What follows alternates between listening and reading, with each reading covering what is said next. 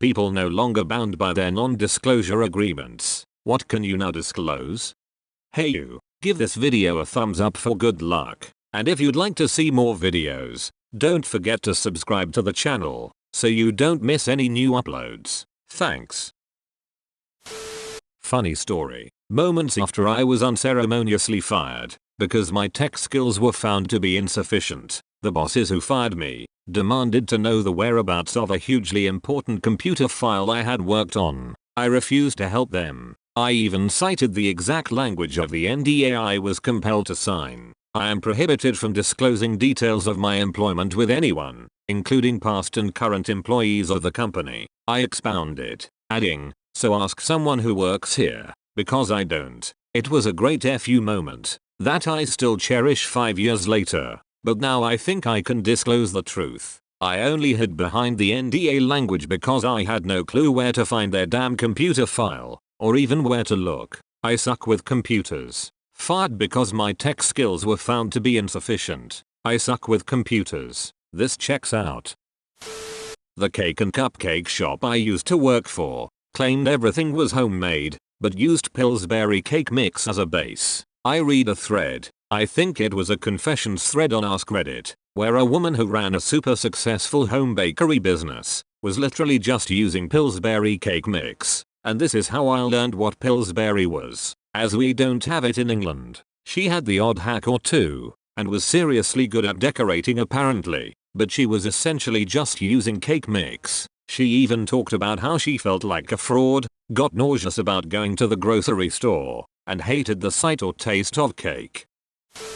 My graphic designer best friend won my town's Design the Centennial logo contest, despite having never set foot in the town. I worked for the radio station, and just did an interview with one of the organizers, where he lamented that there weren't very many entries. So I called my friend and said, "Want in on this?" He said, sure, as he lived on the other side of the country at the time. I spent the next day texting him photos of the town for inspiration. Anyway, when he won, and they found out he was a professional graphic designer who lived on the other side of the country, they made him and me sign NDAs, because the town was afraid people would think they brought in a ringer. Edit. Whoa, this kind of blew up, so let me answer some of the more common questions being brought up. 1. What's a ringer? A ringer is a professional who's brought into a contest in order to guarantee favored results. 2. Why did I have to sign the NDA? Well, they unveiled the logo at a great big ceremony where they presented the prize money.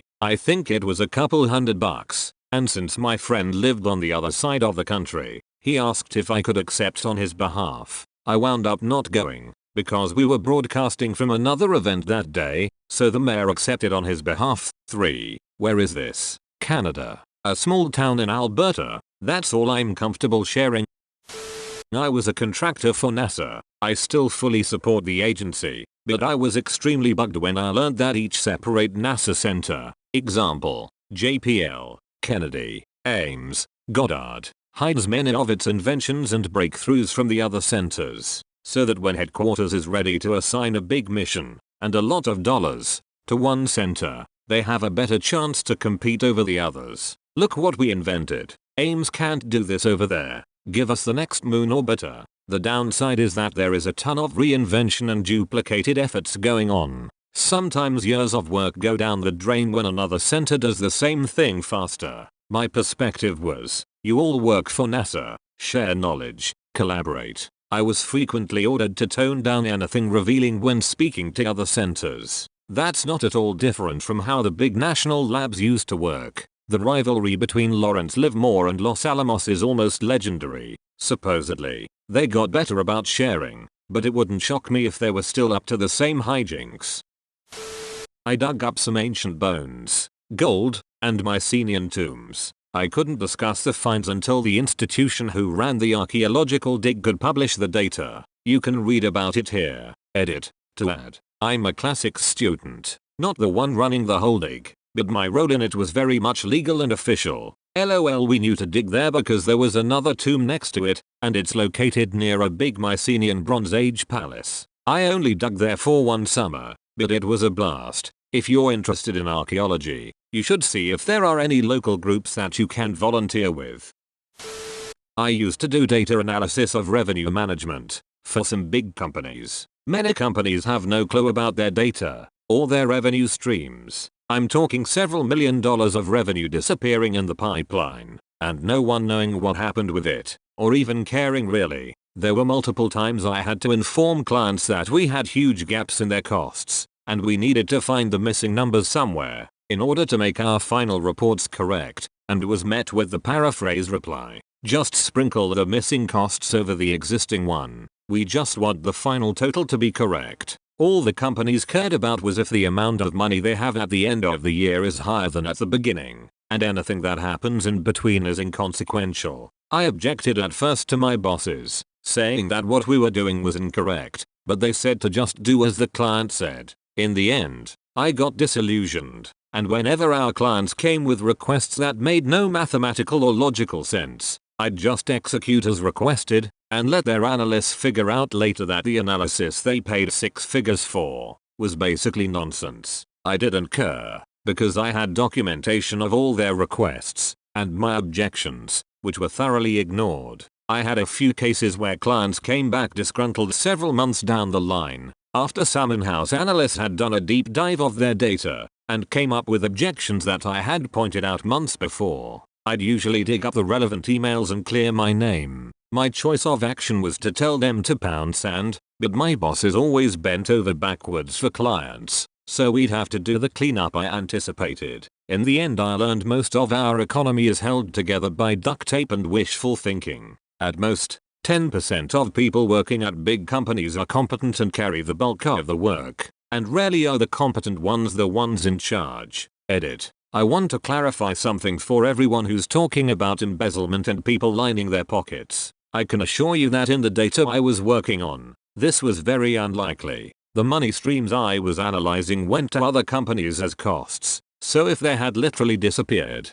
someone would notice. This missing money was really just a case of utter incompetence. People just too lazy or stupid to properly keep track of what goes where. I'm sure that if we got all the data from partnering companies, we would eventually be able to track everything precisely. We were unfortunately limited to whatever data our clients provided, and we would rarely get data from other companies, as they're quite privy about sharing it with third parties. This rant was not about corruption, but rather incompetence.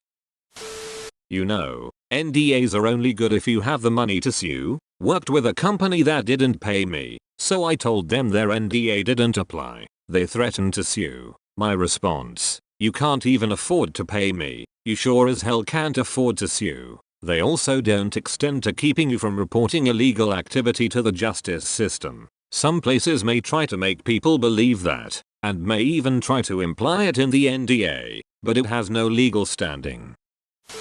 When I was fired from Auntie Anne's in 2010, I signed a 10-year non-compete (NDA) contract, promising not to detail the baking secrets or work for another pretzel establishment. Well, that ended this year, so now I can run out and start a pretzel store, because the secret I was keeping was making pretzels literally requires two products, one of them being water, and the other a large bag of pretzel meal dust powder. Quite literally, anyone with $2,500 can start a pretzel stand and make perfectly fine pretzels. It's not difficult whatsoever. Edit. I signed the letter when I was hired, but I got a copy with my termination letter. Well, you forgot to say what the secret browning agent is that all the pretzels get dipped into before they go on the sheet and into the oven. It's baking soda and water. Mystery solved. Also, lemonade. 2, 4, 8. Refrigerate. I once had to sign an NDA to get a price on a printer for my sign shop. This was a printer that was only sold by one distributor, by the way, so there wasn't even any direct competition on this particular model. I think the gimmick was that if they make a really big deal out of giving you this super secret pricing, that you'd be lulled into thinking it was really something special. Edit. Interesting comment by user, Beard Stash Man, below, who probably has the right idea as to what was going on with this practice. They weren't worried about you going to a different supplier. They wanted to be able to offer different prices to different customers. This is a concept called price discrimination and is a very common practice.